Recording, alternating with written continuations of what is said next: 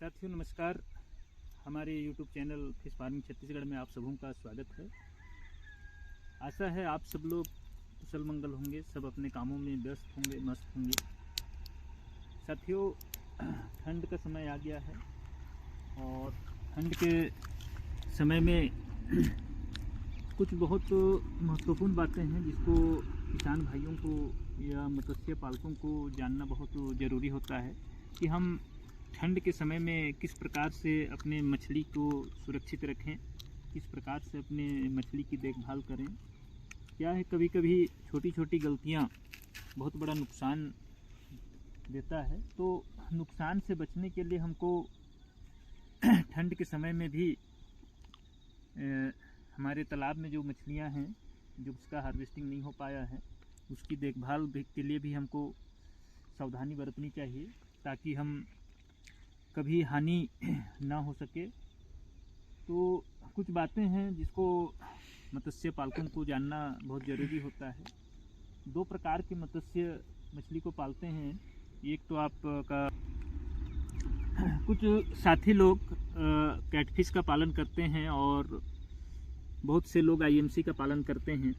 तो कैटफिश का पालन करने जो साथी लोग किए हैं और जो अपने मछली का हार्वेस्टिंग नहीं कर पाए हैं, तो अभी विशेषकर ये ठंड के समय में जिन तालाबों में कैटफिश है उन तालाबों में जाल नहीं चलाना चाहिए, नेटिंग बिल्कुल नहीं करना चाहिए।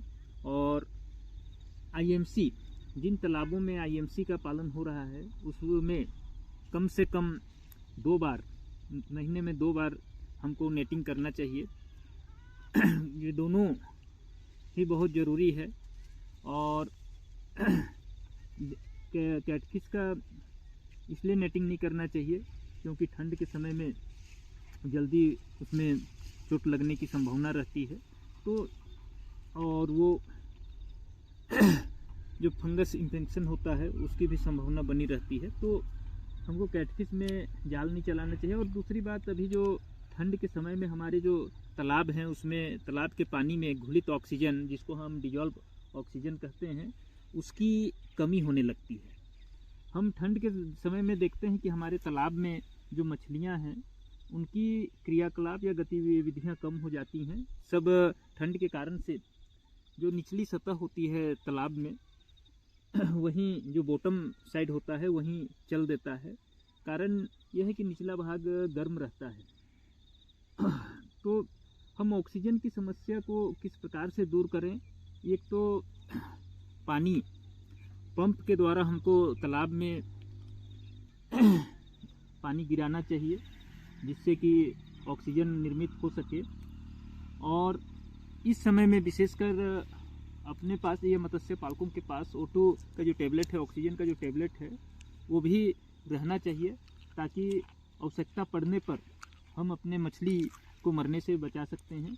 और प्रतिदिन ये जो समस्या आती है, लगभग सुबह सुबह ये ऑक्सीजन की समस्या आती है, तो उससे बचने के लिए हमको ध्यान रखना चाहिए कि सुबह शाम हमारी, विशेषकर सुबह में हमारी जो मछलियां हैं उनको देखना चाहिए ताकि हम अपनी मछली को नुकसान होने से या मरने से बचा सकते हैं। तो ये समस्याएं भी आती है।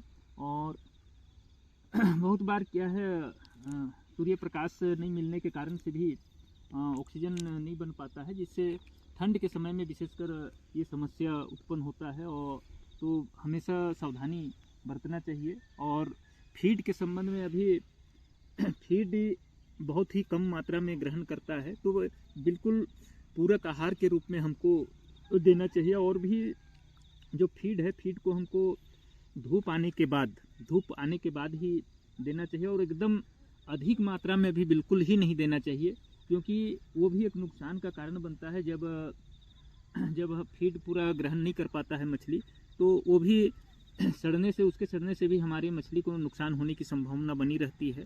और दूसरी बात, ठंड के समय में हमारे जो पॉन्ड है या तालाब है उसमें चूना का प्रयोग भी बहुत ज़रूरी है। कम से कम महीने में हमको 1 या 2 बार चूना का प्रयोग करना चाहिए, जिससे बीमारी होने से हम बचा सकते हैं। और चूने के साथ में पोटेशियम परमैंगनेट का भी प्रयोग होना चाहिए, ताकि हमारी मछली को हम संक्रमण या बीमारी से बचा सकते हैं। तो ये कुछ महत्वपूर्ण बातें हैं जिसको मत्स्य पालकों को ठंड के समय में इन बातों को ध्यान रखना बहुत ही ज़रूरी है, ताकि हम जो काम कर रहे हैं उसमें सफल हो सकें। साथियों, धन्यवाद।